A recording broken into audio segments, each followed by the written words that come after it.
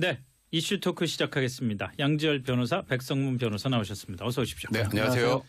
비트코인 얘기부터 시작을 하죠. 이게 뭐 요즘 비트코인 정말 난리가 아닌데 결국은 미국의 블룸버그 통신이 이런 기사를 썼더라고요. 한국만큼 비트코인에 빠진 나라는 없다. 우리는 뭐 한번 빠지면은 뭐 그냥 끝까지 보죠. 가니까 네. 예, 끝을 보니까 비트코인 돈 벌어준다는데 끝을 안 볼 리가 없겠죠. 이게 보니까 지금 최근 1년 동안에 한 1000% 정도 올랐거든요. 예. 비트코인이. 이제 투자 가치라는 측면에서 그렇고 좀 전에 말씀하셨던 것처럼 우리나라 사람들이 한번 뭔가에 빠지면 또 끝을 보는 성향이 있어서 네. 그런지 모르겠습니다만 블룸버그 통신에서 이렇게 얘기했어요. 한국이 비트코인의 그라운드 제로다. 핵폭탄 터지는 그 지점을 얘기하는 거잖아요. 그러니까 지금 비트코인 거래에서 한국 원화가 차지하는 비율이 대략 21% 정도 된다고 합니다. 5분의 1이죠.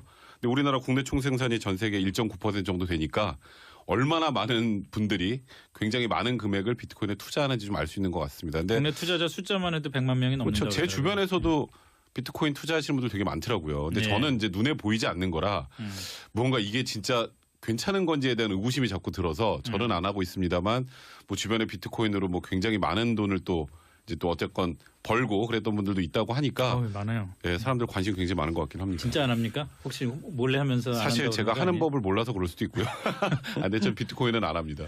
근데 저는 이거 뭐 국민적 성향이라고 말씀드리긴 좀 그렇고요. 왠지 예. 왜 자기 비하 같이 들리기도 하고 예. 그거보다는 지금 한국 사회가 가지고 있는 좀 경제적인 문제점들 예.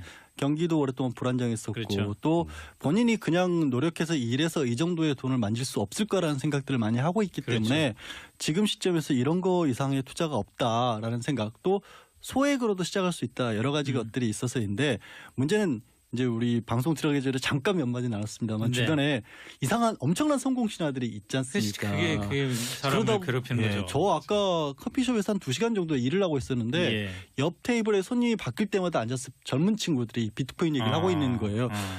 이건 좀 큰일이다 싶어요. 예, 그래서 예. 실제 그런 어떤 환상들이 있다 보면 투기 세력이 끼기 마련이고 벌써부터 뭐 2천억 원대 다단계 사기였는데 비트코인을 이용한 다단계 사기가 적발되기도 했었거든요. 그런 일들이 순진한 투자가들만 울리는 일이 또 벌어질까 봐. 이제 백 변호사가 얘기한 것처럼 정말 핵폭탄이 우리나라에서 터질지도 모른다는 불안감이 좀 생겨요. 그러니까 사실 보면 이제 비트코인이라는 개념을 정확하게 아시는 분들이 제가 보기에 그렇게 많지도 않은 것 같아요. 네. 왜냐하면 눈에 보이지 않는 거니까. 그렇죠. 눈에 보이지 않는데 하여튼 계속 오른다고 하니 사람들이 투자를 하는 거고 이게 이제 사람들이 이 비트코인의 개념을 잘 모르면 모를수록 이런 표현 써서 좋을지 모르겠습니다만 사기치기가 참 좋습니다. 그렇죠. 그러니까 개념을 잘 모르기 때문에 야, 이게 아까 말씀하셨던 맞아요. 걸 막 1년에 1000%씩 뛴대 하면 무언가 이게 지금 내 돈이 비트코인에 들어가는지도 모르면서 속기 딱 좋은 구조예요. 그러다 보니까 요즘에 이제 정부에서도 어떤 방식으로든 좀 규제도 좀 해야 되고 관련돼서 그러니까 이게 그냥 비트코인을 좀 제대로 투자하시는 분들이 아니라 이게 약간 유사수 신행이 비슷하게 가는 경우가 있거든요. 그러니까 원금 보장해 드립니다. 그러니까 투자자 모집해서 돈 들고 날르는 거예요. 이제 그런 문제들이 발생하다 보니 이게 비트코인의 열풍이 과연 옳기만 한 것인지에 대해서는 이제 의구심이 조금씩 들기 시작하는 거죠. 이게 묻지마 투자 문제가 심각한 게 우리 저런 사례도 하나 있어요. 벌써 오래전 얘기인데 이제 전국에 자전거 도로 만든다고 정부가 발표를 하니까 삼천리 자전거 주가가 그냥 막 치솟은 적이 있었거든요. 근데 삼천리 자전거 주가만 치솟은 게 아니라 그 바로 앞에 종목이 주식회사 삼천리인가 그랬는데 거기 주가도 그런 거예요. 삼천리 자전거는 아무 상관이 없는데 전형적인 묻지마 투자인 거죠. 사실. 그렇죠. 규제라는 얘기가 나오면서부터 예. 저는 좀 걱정스러운 게 뭐냐면 비트코인이 사실 이게 실물의 코인 봉전이 아니지 않습니까? 아니죠. 이거는 실체가 그냥 없죠. 뭐 어떻게 보면 가상의 장부 개념인데 그렇죠. 예. 그러니까 모든 그거를 거래하는 사람들이 나는 얼마만큼의 돈이 있어. 그리고 네. 그거를 이제 진짜 장부처럼 네. 뭐 적고 그다음에 빼면서 다른 사람한테 줄 때도 그 돈을 내가 가져가라는 개념이기 때문에 완전히 정보로만 거래가 되는 거거든요. 예. 그 특성이 이게 나온 이유가 이른바 대안화폐로서 나온 건데 네. 쉽게 요즘 같은 경우는 우리도 그런 생각을 저도 할 때 있는데 은행에 들어가서 네. 현금 이체 같은 거 하면 사실 은행은 정보만 주고받지 실제 그렇죠. 화폐는 안 예. 주고받는데 과거의 어떤 시스템이 남아있기 때문에 중간 수수료를 이렇게 받는 형식으로 해서 많은 수익을 창출하고 있어요. 예. 그리고 그런 식으로 거래가 오가는 과정에 국가는 또 돈이 오가는 흐름을 추적할 수 있다는 장점이 되는데 그런 것들을 피하기 위해서 만들어진 거거든요. 네. 근데 규제가 들어가는 순간 어떤 일이 벌어지냐면 그 가치가 확 떨어지는 겁니다. 그렇겠죠. 그러면 이게 또 어떤 시장의 변동을 초래할 수도 있는 거거든요. 난리 나겠죠. 또. 그러니까 이게 규제라고 하는 부분들을 우리뿐만이 굉장히 조심스러운 아니라 건 사실이야. 선진국에서도 함부로 못 들어가는 것도 있어요. 돈은 이미 엄청난 사람들이 거기에 투자를 했는데 거기에 규제를 하는 순간 이건 달아나버릴 가능성이 높아지니까. 예, 투자하는 개인도 고민이고 투자를 아직 못한 개인도 고민이고 당국 입장에서도 고민이고 사실 이게 어떤 새로운 패러다임의 변화일 수도 있는 거기 때문에 이거 위험해 그러면서 가만히 있기도 뭐하고 그렇다고 이렇게 아무런 그 안전장치도 없이 시장이 그냥 자꾸 둘 수도 커져가는데 없고. 그걸 그냥 가만둘 수도 없고 그러니까 진짜 고민이 많을 수밖에 없어요. 정부에서도 지금 네. 현재 아까 말씀드렸던 것처럼 이 비트코인이라는 개념 자체를 제대로 인지하고 있는 분들이 많이 없다 보니까 네. 투자사에 굉장히 많다 그러지 않았습니까? 네. 그래서 지금 그거를 이제 이니셜 코인 오퍼링이라고 해서 ICO 관련해서 이제 말 그대로 그 블록체인이라는 게 뭐냐면요. 비트코인을 서로 이제 거래를 하면 거래하는 과정에서 해킹을 방지하는 그런 기술인데 그 네. 관련해서 이제 투자자 유치하는 것들이 굉장히 많아졌어요. 물론 그렇죠. 정상적인 회사도 굉장히 많습니다만 사람들이 개념을 잘 모르다 보니까 여기 투자하면 돈 많이 번대라고 해서 문제가 제기되니까 이제 그건 뭐 자본시장법을 통해서 일단 규제를 하겠다는 입장을 밝혔고요. 그리고 이제 비트코인 거래와 관련해서도 이제 인허가 제도를 도입해야 되는 게 아니냐라는 얘기가 지금 조심스럽게 나오고 있는데 근데 아까 양 변호사님 말씀하셨던 것처럼 이게 잘못해서 규제를 하다 보면 이제 가치의 폭락 문제도 있지만 그 규제를 딱 하는 순간부터 사람들이 이게 내가 하면 이게 잘못되는 범죄인가에 대한 또 이런 고민들이 생기면서 이제 비트코인이 우리나라에서 이제 거의 취급을 못 받게 되면 문제가 이 새로운 이제 시장이 우리나라에서 닫혀버릴 수도 있거든요. 그렇죠. 네. 이제 그런 문제들이 이제 정부 당국을 굉장히 고민스럽게 만드는 것 같습니다. 그 시장 자체를 놓고 봤었을 때도 그렇고 결국에는 블록체인이라고 하는 게 다시 말씀을 드리면 그 블록이라는 게 이 비트코인 원리는 10분마다 한 번씩 거래 원장을 다시 장부를 다시 쓰는 거거든요. 네. 10분마다 한 번씩 쓰이기 때문에 그 블록들이 쌓여서 체인을 이룬다. 그런데 예. 그렇게 되면 현실적으로 다른 사람들이 그 장부를 조작하는 가능성이 거의 없어지기 때문에 네. 왜 이런 기술적인 설명을 드리냐면 그렇기 때문에 이게 지금의 디지털 시대 이른바 뭐 4차 혁명이라고 하는데 예. 핵심 기술로 쓰일 수 있는 거거든요. 여러 군데에 있는 컴퓨터 서버를 동원해서 데이터를 주고받는다거나 무선 통신 같은 경우도 주변에 해킹이나 도체 도감청이 전혀 불가능한 걸 만들 수 있고 미국도 지금 금융기관들에서 이 블록체인 기술을 이용해서 자기네 금융 시스템을 갖추겠다고 하는 상황인데 예. 규제를 한다고 그런 기술적인 부분까지 막아버리면 우린 또 그 기술에서 도태될 수도 있거든요. 그러니까 시장도 시장이지만 기술 자체가 굉장히 중요한 그런 요소라는 점에서도 또 고민이 있어요. 근데 이렇게 변호사 하시는 분들이 이렇게 기술적인 거 어떻게 이렇게 잘하세요? 저는 전에 직전에 IT 쪽에서 종사를 IT 했었던 쪽에서 경험이 종사를 있어서 원래 양절 변호사 이런 데 관심 많습니다. 아 그래요? 이게 돈이 돼서 그런 것 같기도 하고. 아니요. 얼마나 투자하고 있습니까? 그럼 저는 투자를 못했어요. 원래 이제 문화산업 쪽에 IT 쪽 사업을 했었기 때문에 그러다가 이제 좀 잘 안 풀려서. 근데 또 한 가지가 예. 그 규제에 또 한 가지 말씀드리게 이게 그러면 실제로 비트코인을 가지고 계신 분들도 어디 가서 물건 사보신 적은 없을 거예요. 몇 군데 있긴 있는데 뭐 아직 우리나라에 활성화되지 않으니까. 현실적으로 우리나라도 활성화가 안 돼 있고 사실은 해외에도 활성화가 안 돼 있거든요. 예. 근데 왜 이게 오르냐 값이 두 가지죠. 처음에 지금은 투자 때문에 오르는데 첫째는 나중에 이게 첫째가 2,100만 개로 숫자가 한정돼 있기 때문에 네. 그래서 언젠가는 희소성이 올라갈 거라는 기대 심리가 있고 두 번째는 정부 추적을 피할 수 있다는 것 때문에 예. 블랙마켓에서 쓰이기 그렇죠. 시작했거든요. 정말 세계적인 규모의 범죄 조직들이 마약 거래를 예. 대규모로 한다. 그렇게 쓰이기 시작했기 때문에 이게 오르기 시작하니까 일반인들까지 뛰어든 거거든요. 예. 이게 기반 자체가 굉장히 또 불안정한 또 요소도 있는 보니까 거예요. 어떤 면에서는 뭐 이게 그 큰 문제가 아닐 수도 있다고 생각하겠지만 전 세계 조직 폭력과 마약 거래상들한테 엄청난 부를 안겨준 거예요. 네, 일반인들이 뛰어드는 그러니까요. 바람에. 그러니까 정말 황당한 일이 벌어진 거죠. 아이 참. 뭐 어떻게 해야 되나 이건 참 답도 없고 더군다나 미국이나 일본 같은 경우에는 주식시장에서 비트코인 선물 거래를 허용하는 쪽으로 지금 움직이기 시작을 하는 모양인데 우리는 좀 미국은 힘들다는 입장입니다. 아직은. 그러니까요. 예. 플러스 규제라고 해서 이거저거 이런 것들만 빼놓고 나서 나머지는 다 해도 좋다는 쪽으로 규제를 가는데 네. 우리는 지금 백분에서 여러 번 강조했다시피 비트코인이 뭔지도 모르는 상황에서 투자를 하시는 분들이 많기 때문에 많죠. 일단 정부의 방침은 이러저러한 것을 할 수 있다라는 쪽으로 제한적으로 지금 허용을 하는 예. 쪽으로 가닥을 잡아가고 있는 것 같아요. 근데 그게 문제가 아까 말씀드린 것처럼 그것과는 너무 본질적으로 성격이 안 맞는 것이다 보니까 과연 그렇게 했었을 때 한국 시장에서 이 기술이 그죠. 살아남을 수 어울리지 있느냐. 않는 것을 네. 규제를 한다라는 측면이 네, 이제 그래서 문제인 거죠. 이게 맞아요. 다시 한번 논란이 일고 있는 겁니다. 투자하시는 분들은 비록 정말 조심하시기 바랍니다. 뭐 ICT 쪽도 일도 하셨다고 그러니까 좀 고민 좀 해서 조만간 이 비트코인 문제 우리가 잘 어떻게 좀 해주세요. 해결해야 될지. 그거를 해결할 정도면 제가 여기 안 앉아 있죠. 자, 다음 이슈로 넘어가죠. 어제도 잠깐 얘기를 했었습니다만은 장시호 씨가 뭐 심지어는 특검 복덩이라고 불릴 정도로 특검의 그 최순실 국정농단 사건의 여러 가지 전말에 대한 증언도 많이 하고 참 그랬던 장시호 씨가 과연 1심에서 어떤 판결을 받을지에 대해서 우리가 관심을 많이 가졌었는데 검찰이 구형을 1년 6개월을 했는데 법원이 2년 6개월로 1년을 더 선고를 하고 법정 구속까지 시켰어요. 사실 어제 장시호 씨가 법정에 출두할 때 모습을 유심히 보신 분들 아시겠지만 전혀 법정 구속을 예상하지 않은 모습이었습니다. 뭐 단장도 제대로 하고 그리고 끝나고 아이를 데리러 간다는 얘기까지 할 정도였으니까. 근데 특검에서 1년 6개월 구형했다는 의미는 쉽게 말해서 법원에 집행유예로 풀어주세요라는 뜻이었어요. 거의 사실상. 왜냐하면 이번 수사에 정말 도움을 많이 줬습니다라는 뜻이었는데 이제 법원 입장은 이제 검찰 입장하고 조금 다른 게 특검 수사 도와준 거 충분히 인정한다. 그리고 그에 대해서도 당연히 형의 참작은 해야 하나 일단 장시호 씨가 개인적으로 착복한 게 10억입니다. 개인적으로 착복한 게 국고보조금 7억에다가 동계스포츠영재센터 3억까지. 그 정도 상황에서 실제로 어쩌면 장시호 씨가 수사에 협력을 안 했다면 구형이 5년 이상은 구형이 됐어야 될 사건을 1년 6월을 구형을 한 것이니 우리는 아무리 깎아봐도 2년 6개월은 해야겠다.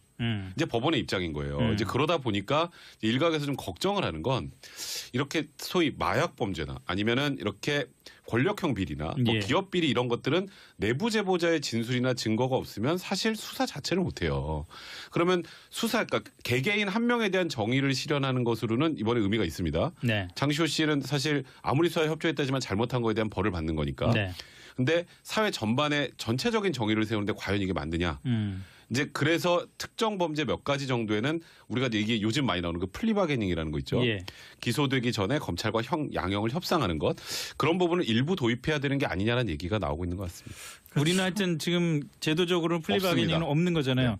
관행상 좀 마약 범죄 같은 거를 좀 하는 하긴 거고요. 했지만 뭐 관행상 검찰이 이번에 구형을 하면서조차도 장시호 씨가 수사에 적극적으로 협조를 했다는 점을 구형이라고 하는 게 벌 달라고 하는 거 아니겠습니까? 그렇죠. 벌을 달라고 하면서 수사에 적극적으로 협조했으니 용서해 달라는 식의 구형을 한 거고 백 변호사가 잘 얘기한 것처럼 이 양형 기준으로만 따졌을 때 그래서 그냥 사기 하나만 놓고도 5억 이상이기 때문에 1년 6개월에서 시작하거든요. 근데 직권남용, 권리방해도 유죄였고 강요도 유죄였고 사기뿐만 아니라 횡령도 있다 보니 법원은 굉장히 고민할 수밖에 없었을 것 같아요. 근데 백 변호사의 얘기도 저도 공감을 하면서 이렇게 정치적으로 큰 의미가 있는 사건에 관해서 그럼 법원은 어떤 판단을 내려야 할까? 근데 이 사건에서 제가 말씀을 드리면서 정치적이라는 표현을 썼지 않습니까?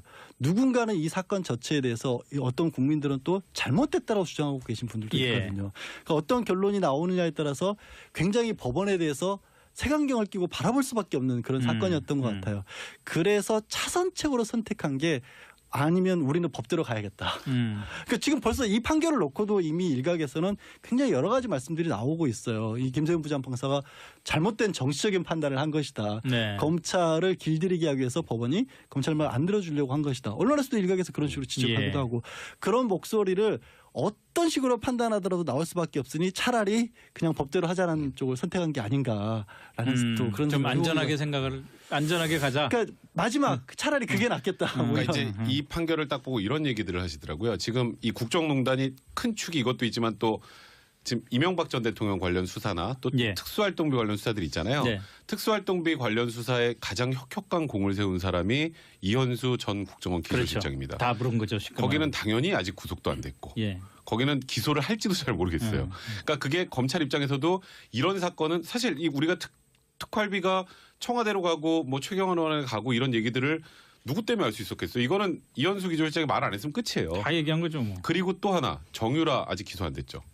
정유라도 제가 보기에 기소를 안 할 것 같아요. 그러니까 이게 검찰이나 특검 입장에서는 이런 류의 사건 수사를 할 때는 이런 사람들의 도움이 없으면 안 되는데 예를 들어서 지금 장시호 씨가 지금 어쨌건 너무나 모든 사람이 다 집행유예 나올 거라고 생각했는데 법정 구속이 돼버리는 바람에 그럼 나머지 이제 이런 내부 제보자들이 위축되지 않을까. 또 지금 현재 아까 말한 이현수 기조실장이나 이런 사람들도 내가 이렇게 수사에 적극적으로 협조해도 나도 저렇게 되는 거 아니야?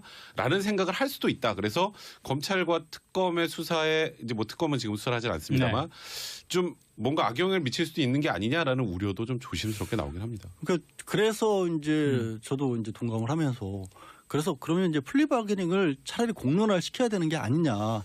사실 장시호 씨가 그 결정을 받던 무렵에 검찰에 쓴 플리바게닝 회의도 열리고 있었다고 합니다. 공교롭게도.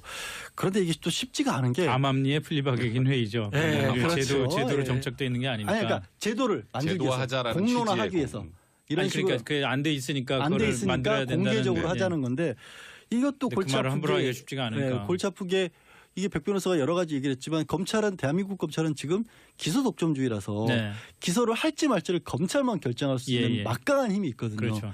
그 와중에 그럼 플리바게닝 할 수 있는 권리까지 주면 이 검찰이 통제가 될 거냐라는 걸 또 우려를 제기를 하세요. 근데 기술적으로 궁금한 부분이 미국 같은 경우에 플리바게닝이 있잖아요. 네, 모든 범죄 적용됩니다. 네, 모든 범죄에 적용이 되는데 플리바게닝을 해서 예를 들어서 이 사람이 사기, 공금 횡령, 폭행 이런 게 있다. 네. 근데 다른 그 공범들이나 다른 사람들을 다 이제 자백해 주는 대가로 내가 사기하고 공금 횡령을 빼주겠다. 그러면 아예 기소 자체를 안 하잖아요, 이걸. 네, 그렇죠. 기소 단계에서 이 사람은 그냥 폭행으로만 기소를 네. 한단 말이에요. 연방 검찰이.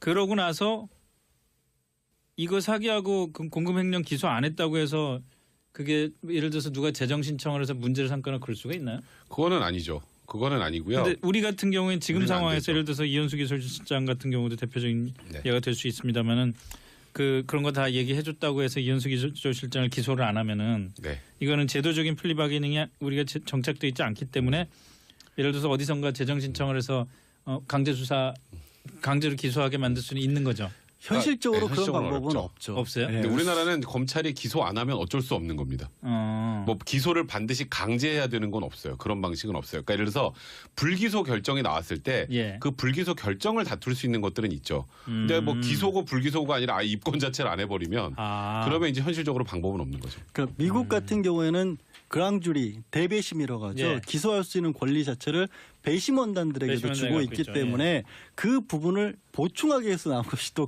이 플리바게닝이기도 하고 또 사법 체계 자체가요. 미국 쪽은 실제로 무슨 일이 있었는지를 밝혀내는 것에 대해서 약간 포기한 겁니다. 그러니까 신이 아닌 이상 진실을 알 수는 없는 거다. 그러면 우리가 할 수 있는 건 뭐냐? 절차를 최대한 공정하게 하는 거다. 예. 그래서 검사와 피고인의 위치가 거의 대등하고 둘이 양쪽이 주장을 하는데 판사는 뒤로 빠져서 심판 역할만 해주는 거고 그렇죠. 예. 결정은 배심원단들이 하니까 예. 그냥 두 사람들끼리 얘기를 해서 합의를 보면 그 합의 자체가 잘못되지 않는 한 판사는 존중하게 주겠다는 예, 게 플리바게닝의 예. 취지인데 우리 법적은 그게 아니라 끝까지 실체를 밝히겠다는 쪽에 더 무게가 예. 있거든요. 그러니까 플리바게닝하고 애초에 안 맞는 거예요. 미국은 내가 죄를 지었더라도 죄를 안 지었더라도 수사받는 게 너무 힘드니까 차라리 1년 살고 나올래. 네. 그렇더라도 그것조차도 그 사람의 권리라고 보는 겁니다. 근데 우리는 그건 잘못됐다고 보는 거예요. 그러니까 사법이 가지고 있는 이념 자체가 다르기 때문에 덜컥 좋아 보인다라고 해서 팍 들여오기가 조금 힘든 부분이 있어요. 우리나라 같은 경우 지금도 마약 수사 관련해서는 네. 다른 사람 한 둘 더 불면 확실히 이제 구형을 적게 하거든요. 근데 이번 사건에서 보면 아시겠지만 우리나라는 암암리에 있는 플리바게닝도 판사가 뒤집을 수 있잖아요. 구형을 해도 더 올려서 그렇죠. 선고를 할 수 이번 경우가 있으니까. 그런 거니까. 예. 그러니까 이거는 지금 일본도 이제 내년부터 뭐 플리바게닝 제도 일부 도입한다고 하는데, 그러니까 특정한 몇 가지의 범죄에서는 사실 사회 정의 차원에서 네. 이 사람이 그러니까 자기가 저지른 행동보다 좀 형을 적게 받더라도 네. 큰 사회 거학을 이제 없앤다는 측면에서는 특정 범죄 몇 가지 예를 들어서 제가 말씀드렸던 마약이나 이런 조직 범죄나 기업형 비리나 이런 것들은 플리바게닝을 도입할 필요가 분명히 있는 것 같아요. 그 범죄 행위에 본인도 개입은 했으나 본인이 스스로 개과천선해서 이렇게 잘못된 것들은 세상에 알려야겠다라고 해서 문제를 삼았는데 너 이리 와 너도 처벌할게. 그게 좀 이상해요. 그러니까 잘했다는 뜻이 아니라 그 사람을 예. 본인이 이제 무언가 양심 선언을 하고 싶어도 나도 처벌받을까 못하는 경우가 있어요. 네. 이런 경우에는 이런 내부 고발을 유도한다라는 측면에서도 특정 범죄 몇 가지에서는 미국처럼 전면적으로 좀 힘들다고 할지라도 플리바게닝 제도를 도입하는 것을 이제는 한번 진지하게 논의해볼 필요가 있지 않을까. 그리고 아까 양재열 변호사가 검찰이 기소 독점주의인데 네. 거기다 플리바게닝 권한까지 좀 너무 거대하다고 하는데요. 검찰에게 그건 특별한 권한을 주는 게 아니에요. 검찰은 사회 정의를 실현하고 어쨌건 이 사회가 사람 살기 좋게 만들어주게 해야 할 의무가 있는 조직이기 때문에 예. 좀 더 그런 것을 쉽고 용이하게 할 수 있는 방침이 있다면 그런 것들은 사회적으로 공론화 과정을 거쳐서 도입할 필요가 있는 거죠. 그러니까 아마 지금 이제 내부자 고발 같은 경우 이제 공익신고 보호에 관한 법률이 있거든요. 네. 그런 법률을 응용을 해서 백 변호사가 얘기한 것처럼 저도 특정 분야에 있어서는 좀 엄격하게 정해서 실시해 보는 것도 나쁘지 않을 것 같아요. 다만 국정농단이 예. 다시 있을 범죄여서는 안 되잖아요. 그러니까 입법자들 입장에서 고민일 겁니다. 예, 그렇게 항목을 정하기는 좀 그렇겠죠. 그러니까요. 큰 틀에서 약간 권력형 비리 뭐 이런 이런 정도죠. 정도의 그러니까. 사안을 고려를 해가면서 법을 다시 만들 필요성이 있을까? 제가 지적하는 건 그거예요. 이런 정도의 사안이 또 벌어질 것까지 예상을 해서 만들어 놓을 거냐? 아니면 아니다. 지금 시스템에서도 좀 오히려 법원이 견제 장치가 될 수 있으니까 이런 부분을 그냥 유지하는 게 맞겠다. 이건 입법하시는 분들하고 이제 법무부하고 고민하시겠죠. 근데 여론을 설득하기가 그렇게 쉽지는 않을 것 같다는 생각이 들어요. 그러니까 예를 들어서 그 뭔가 그 여지를 두는 거잖아요. 이건 그 법에 딱 정해져 있는 게 아니라 그렇다면은 다시 말해서 이제 거기서 또 부정이나 비리가 벌어질 가능성에 대한 걱정. 검찰이 피의자와 무슨 딜을 한다. 딜을 한다 뭐 이런 걱정 그런 게 있는 것 같은데 한번 지켜봐야겠습니다. 자 오늘 여기까지 하죠. 지금까지 백성문 변호사, 양재열 변호사와 함께했습니다. 두 분 수고하셨습니다. 네, 고맙습니다. 네, 고맙습니다.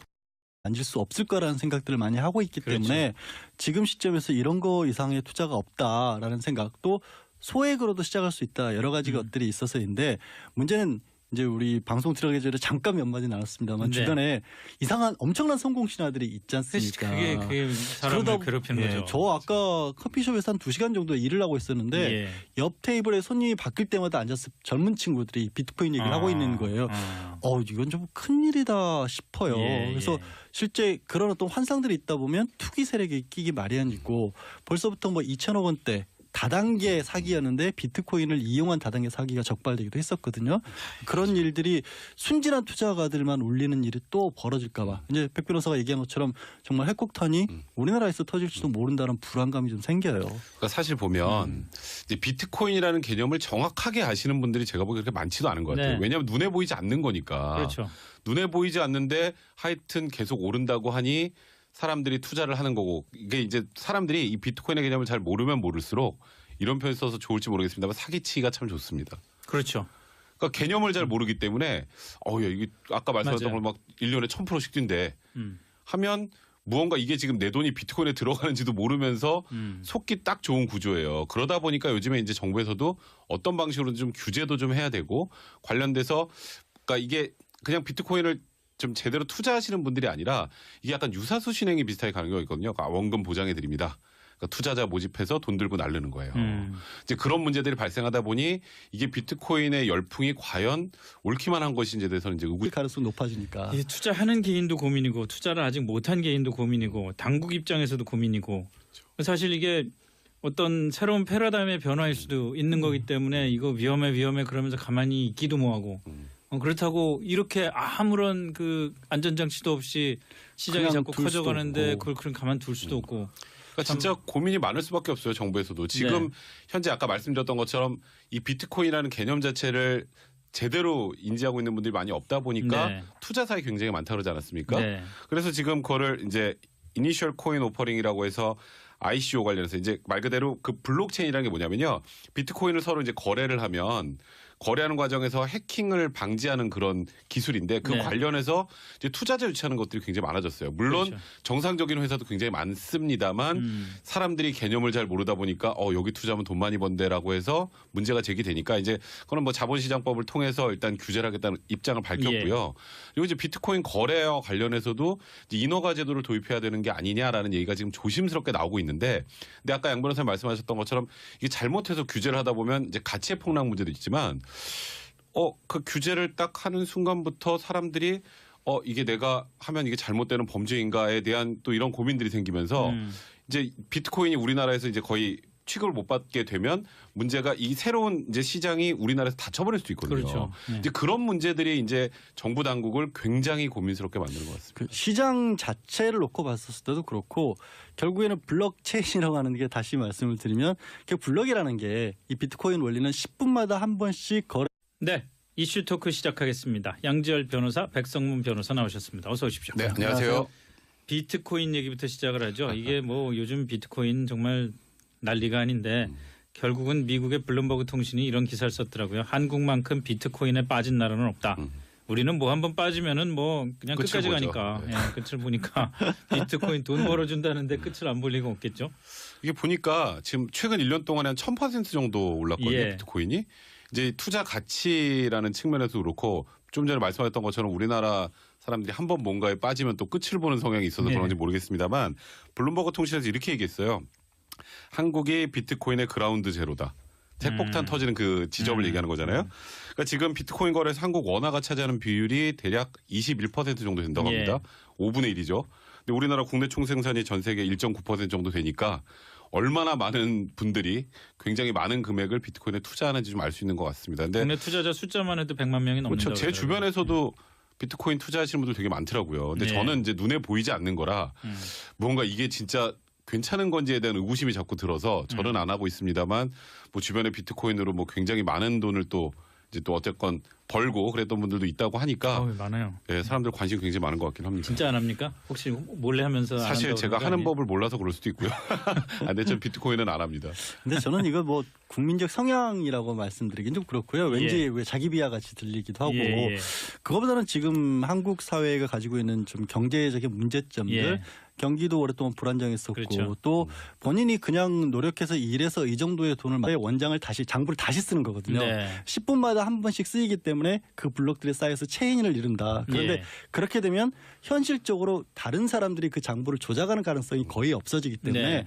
왜 이런 기술적인 설명을 드리냐면 그렇기 때문에 이게 지금의 디지털 시대 이른바 뭐 4차 혁명이라고 하는데 예. 핵심 기술로 쓰일 수 있는 거거든요. 여러 군데에 있는 컴퓨터 서버를 동원해서 데이터를 주고받는다거나 무선 통신 같은 경우도 주변에 해킹이나 도체 도감청이 전혀 불가능한 걸 만들 수 있고 미국도 지금 금융기관들에서 이 블록체인 기술을 이용해서 자기네 금융 시스템을 갖추겠다고 하는 상황인데 예. 규제를 한다고 그런 기술적인 부분까지 막아버리면 우린 또 그 기술에서 도태될 수도 있거든요. 그러니까 시장도 시장이지만 기술 자체가 굉장히 중요한 그런 요소라는 점에서도 또 고민이 있어요. 근데 이렇게 변호사 하시는 분들이 이렇게 기술적인 거 어떻게 이렇게 잘하세요? 저는 전에 직전에 IT 쪽에서 종사를 IT 했었던 쪽에서 종사를 경험이 해서. 있어서 원래 양재열 변호사 이런 데 관심 많습니다. 아 그래요? 이게 돈이 돼서 그런 것 같기도 하고요. 아니요. 얼마나 투자하고 있습니까? 그럼 저는 투자를 못했어요. 원래 이제 문화산업 쪽에 IT 쪽 사업을 했었기 때문에 그러다가 이제 좀 잘 안 풀려서. 근데 또 한 가지가 예. 그 규제에 또 한 가지 말씀드리게 이게 그러면 실제로 비트코인을 가지고 계신 분들도 어디 가서 물건 사보신 적은 없을 거예요. 몇 군데 있긴 있는데 뭐 아직 우리나라 활성화되지 않으니까. 현실적으로 우리나라도 활성화가 안 돼 있고 사실은 해외에도 활성화가 안 돼 있거든요. 예. 근데 왜 이게 오르냐 값이 두 가지죠. 처음에 지금은 투자 때문에 오르는데 첫째는 나중에 이게 첫째가 2,100만 개로 숫자가 한정돼 있기 때문에 네. 그래서 언젠가는 희소성이 올라갈 거라는 기대 심리가 있고 두 번째는 관심이 조금씩 들기 시작하는 거죠. 이 묻지마 투자 문제가 심각한 게 우리 저런 사례도 하나 있어요. 벌써 오래전 얘기인데 이제 전국에 자전거 도로 만든다고 정부가 발표를 하니까 삼천리 자전거 주가가 그냥 막 치솟은 적이 있었거든요. 근데 삼천리 자전거 주가만 치솟은 게 아니라 그 바로 앞에 종목이 주식회사 삼천리인가 그랬는데 거기 주가도 오른 거예요. 삼천리 자전거랑 아무 상관이 없는데 전형적인 묻지마 투자인 거죠. 그렇죠. 규제라는 얘기가 나오면서부터 예. 저는 좀 걱정스러운 게 뭐냐면 비트코인이 사실 이게 실물의 코인 동전이 아니지 않습니까? 아니죠. 이거는 그냥 실체가 없죠. 뭐 어떻게 보면 가상의 장부 개념인데 그렇죠. 예. 그러니까 모든 그거를 거래하는 사람들이 나는 얼마만큼의 돈이 있어. 그리고 네. 그거를 이제 진짜 장부처럼 네. 뭐 적고 그다음에 빼면서 다른 사람한테 줄 때도 그 돈을 내가 가져가라는 개념이기 때문에 완전히 정보로만 거래가 되는 거거든요. 예.